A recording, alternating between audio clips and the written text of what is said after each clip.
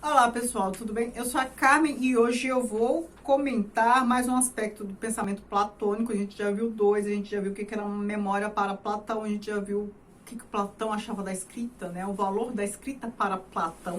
E hoje a gente vai ver o conhecimento, né? O processo de conhecer e a maêutica socrática. É claro, são 3 vídeos, esse é o terceiro vídeo dessa trilogia que eu formei para explicar alguns aspectos do pensamento platônico ali no que nos diz respeito, que é essa parte mais escrita, aprendizagem e memória. Então, se você não viu os outros vídeos que eu citei aqui, da escrita e da memória, eu recomendo que você veja lá para eu não repetir tudo aqui. Eu não devo repetir tudo aqui, mas é essencial para entender aqui a maêutica socrática. No diálogo TT, foi esse diálogo que eu utilizei também para comentar a questão da memória para Platão. E aqui novamente estamos em Teteto, né? A gente está aqui no contexto século IV antes de Cristo. E um trecho de Teteto. O Teteto é o interlocutor de Sócrates neste diálogo Teteto, ou o conhecimento. Então, o que o Teteto fala? Abre aspas. De fato, parece-me que quem sabe algo apercebe aquilo que sabe, e tal como agora parece, saber não é outra coisa que não percepção. Aí Sócrates, percepção, dizes, é saber. Então, aqui, o Teteto fala, olha, conhecer, aprender é você perceber as coisas. Perceber, ou seja, conseguir associar coisas. Tem a ver com isso? Tem a ver com isso, sim, né? Hoje em dia, muita gente tem dificuldade de aprender porque tem uma dificuldade de fazer associações, porque a gente está na era da pós-modernidade, uma era de fragmentos. Quanto mais fragmentos, mais necessidade de associação. E se a gente recebe uma avalanche de informações, um excesso de estímulos e de fragmentos, fica mais difícil aprender. Principalmente as novas gerações que já nasceram no meio de estudo. Então, a capacidade de construir memória, pensamento encadeado, de articular, raciocínio, esse processo está muito mais difícil para os jovens por conta disso. Aí o Sócrates.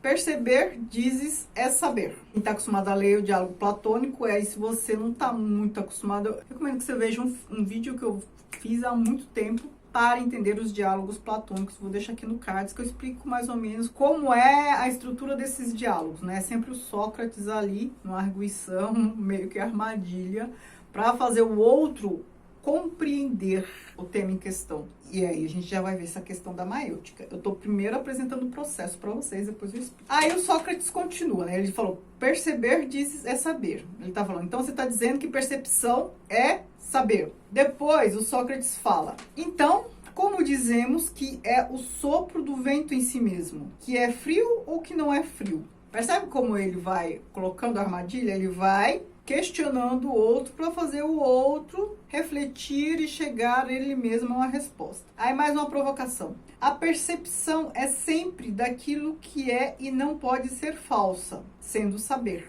Aí de novo o Sócrates, que nada é um por si e em si, e não poderias nomear algo com correção, nem indicar alguma qualidade. Mas se chamares a algo grande, também aparecerá pequeno. Se chamares pesado, aparecerá também leve. E assim também todas as coisas, dado que nada é unidade, algo ou qualidade. O que o Sócrates está dizendo? Ora, não é necessariamente isso, a percepção, porque a gente tem percepções diferentes sobre a mesma coisa. A gente mesmo, em momentos diferentes, a gente percebe as coisas de maneira diferente. E quando ele fala de percepção de coisas diferentes, ele não está nem falando assim de ideologicamente você evoluir intelectualmente, não. Ele está falando de percepção de coisas da natureza.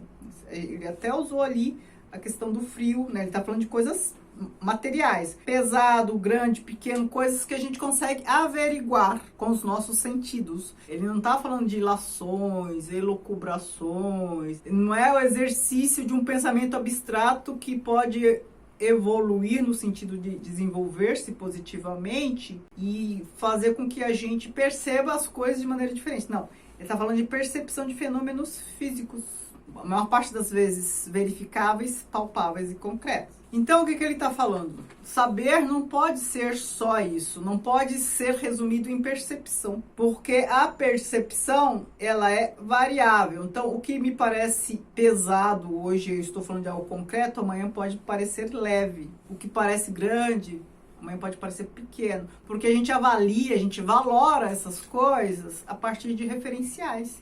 Então, uma coisa é grande em relação à outra, mas é pequena em relação a uma terceira outra coisa. Saber pode ser só isso? Não. Ele não está falando que isso não tem a ver com saber. Ele está falando que saber não pode ser reduzido a isso. Então, aqui é só para dar um exemplo para vocês, o que é a maêutica socrática. A maêutica socrática era esse processo de Sócrates de fazer o outro chegar a uma resposta.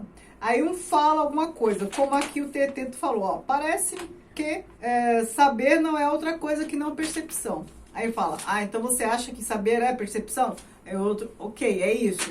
E aí ele vai pontuando falha de raciocínio, né? Então, se você diz que isso, logo aquilo. É todo um discurso argumentativo e lógico que faz o outro perceber que ele cometeu equívoco ao pensar e o outro chegar a uma resposta. Às vezes não tem uma conclusão, tipo, olha, então saber é isso, mas tem uma conclusão do que não é saber, por exemplo. Não é percepção apenas, é mais que isso. Eu posso não chegar a uma compreensão, um entendimento do que é a sabedoria de maneira abrangente, mas eu sei que não é só percepção.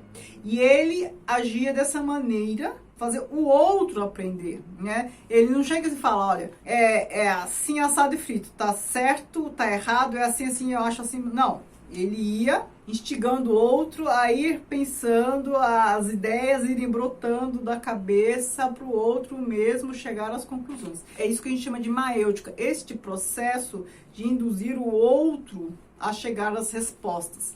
Porque o Sócrates dizia que a mãe dele era parteira, né? A mãe dele dava à luz crianças. E ele fala que ele também, assim como a mãe dele, era um parteiro, só que parteiro de ideias.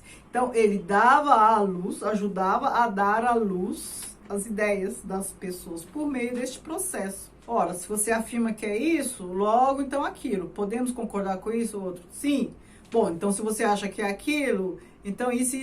Aí ele fazia o outro pensar, perceber a falha de raciocínio, ou fazia o outro chegar às conclusões próprias, abordando as coisas de maneira mais... De forma resumida é isso, ele fazia o outro pensar e ter até consciência do seu próprio processo de raciocínio. Fazia com que o outro percebesse o seu processo de aprendizagem, porque o outro não é um receptáculo que vai ali só recebendo e armazenando coisas. O outro é um ser pensante que precisa refletir sobre as coisas. Que é o que eu acho o papel do professor hoje, né? O professor não ensina nada, ele ajuda o aluno a aprender, porque a gente não tem garantia de que o outro vai compreender o que a gente está falando, e o outro vai entender. A gente não tem garantia nenhuma, isso varia do repertório, isso varia, né, de acordo com o repertório do outro, com a forma de explicar do professor. Não há garantia de nada nessa vida.